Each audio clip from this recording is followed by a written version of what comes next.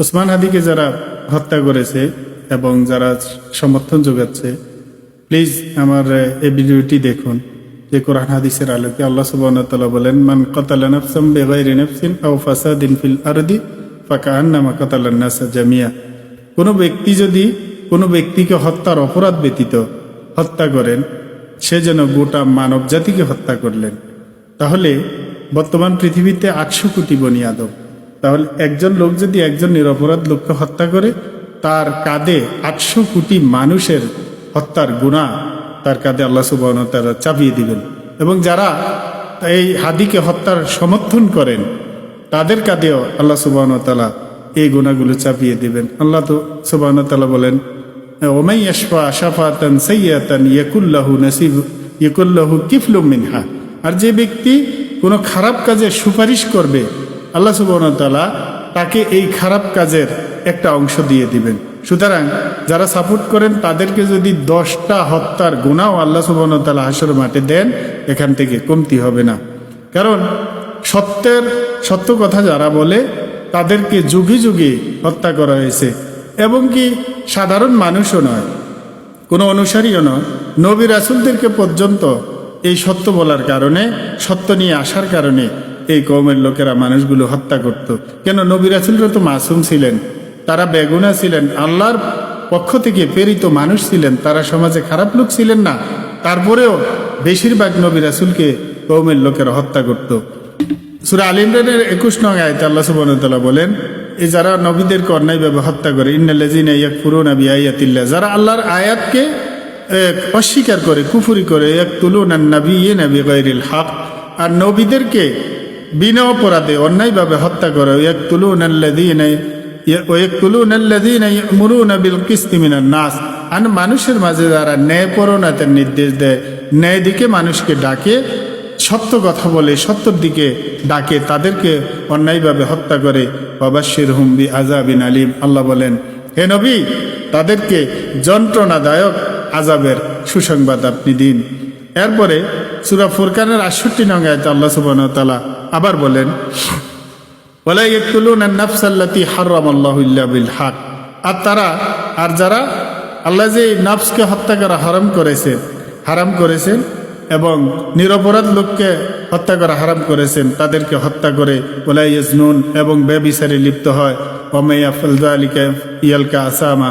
আল্লাহ বলতেছেন, আমি তাদেরকে সত্তরই আসামা নামক জাহান্নামে নিক্ষেপ করব। ইউদাআফ লাহুল আযাবু ইয়াউমাল কিয়ামাতি ওয়া ইয়াখলুদ ফীহি মুহানা, কিয়ামতের দিন তাদের আযাবই শুধু আমি বৃদ্ধি করব এবং তাদেরকে চিরকালের জন্য আমি জাহান্নামে প্রবেশ করাবো। তাহলে নবীরা সত্য নিয়ে এসেছিল, কওমের লোকেরা নবীদেরকে হত্যা করত, কারণ সত্য প্রতিষ্ঠিত হলে মিথ্যা বিলুপ্ত হবে। এই যারা মিথ্যা প্রতিষ্ঠা করতে চায় তারা সমাজ থেকে বিতাড়িত হবে, সেই ভয়ে তারা নবীদেরকে হত্যা করত। আপনি যদি নিজেকে সত্যপথে আছেন, নিজেকে দাবি করেন, আপনি যদি মুসলিম হন, গোটা কোরআন অনুযায়ী আপনি চলেন, আপনি দাবি করতেছেন যে আমি কোরআন অনুযায়ী ছিলাম, আপনি বুকে হাত দিয়ে বলেন তো গোটা কোরআনটা আপনি একবারও অর্থ সহকারে পড়েছেন অথবা এটা নিয়ে গবেষণা করেছেন, সেই অনুযায়ী আপনি জীবন চালান এবং সত্য প্রচার করার চেষ্টা করেন। এই ইহুদেরা এরকম বিভ্রান্ত ছিল, তারা বলতো যে আমরাই আল্লাহর বন্ধু এবং সত্যপথে আছি। আল্লাহ সুবহানাহু ওয়া তাআলা সূরা জুমার 6-7 নং আয়াতে রাসূল সাল্লাল্লাহু আলাইহি সাল্লামকে বলে দিলেন, হে রাসূল, তারা এই ইহুদিরা বিভ্রান্ত, আপনি বলে দিন, কুলি ইয়া আইয়ুহাল্লাযীনা হাদু ইন যাআমতুম আন্নাকুম আউলিয়াউ লিল্লাহি মিন দুনিন নাসি ফাতামান্নাউল মাউতা ইন কুনতুম সাদিকিন। বলুন, হে ইহুদিরা, যদি তোমরা মনে করো তোমরাই সত্যপথে আসো এবং তোমরাই আল্লাহর বন্ধু, তাহলে তোমরা মৃত্যু কামনা করো যদি তোমরা সত্যবাদী হও। ওয়ালা ইয়াতামান্নাউনাহু আবাদাম বিমা কদ্দামাত আইদিহিম, তারা কখনো মৃত্যু কামনা করবে না, কারণ তারা জমিনে যা কিছু অর্জন করে, যে ফাসাদগুলো করে, তারা যেই আপনার আমলগুলো করে, সেই কারণে তারা কখনো মৃত্যু বা কামনা করবে না। আল্লাহু আলিমুম বিয-যালিমিন, আল্লাহ জালেমদের সম্পর্কে খবর রাখেন। তাহলে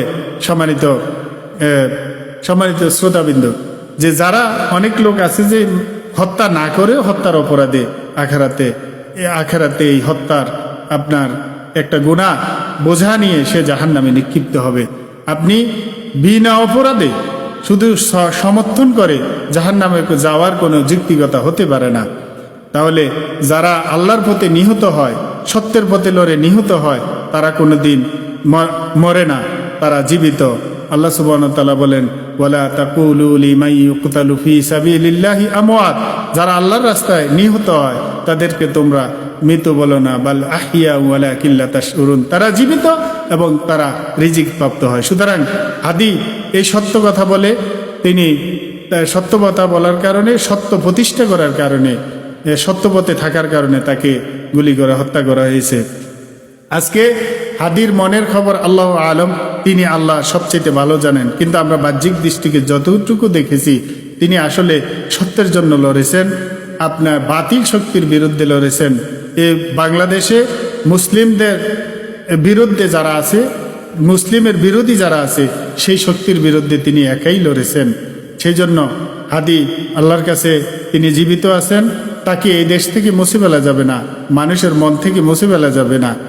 আর যারা মুছতে চেয়েছিলেন হাদিকে মেরে দুনিয়া থেকে শেষ করে দিবে, তারা আসলে এখন আফসোস করতেছে এই হাদি আসলে মানুষের অন্তরে জীবিত। তিনি এই মরার পরে মানুষের মনের ভিতরে, আর তার নাম যেভাবে বুলন্দিত আল্লাহ সুবহানাহু ওয়া তাআলা করে দিয়েছেন, তাকে মানুষের মন থেকে মুছে ফেলা যাবে না।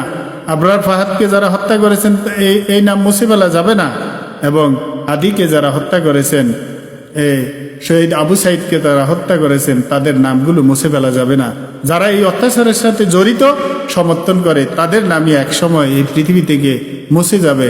তাদের নাম ঘৃণা ভরে মানুষ নিবে। আবু জেহেলের নাম যেহেতু কেউ, আবু জেহেল এখন এই নাম আর কেউ রাখে না, উতবা সাহেবা, তাদের নাম আর এই পৃথিবীর মানুষ, কাফের মুশরিকরাও রাখে না। আপনারাও যদি সত্যের বিরুদ্ধে দাঁড়ান, একদিন আপনাদের নামও বিলুপ্তি হয়ে যাবে এই পৃথিবী থেকে। সুতরাং আসুন, সত্যের পথে আসুন, সত্যের দিকে থাকুন, এখনো সময় আছে।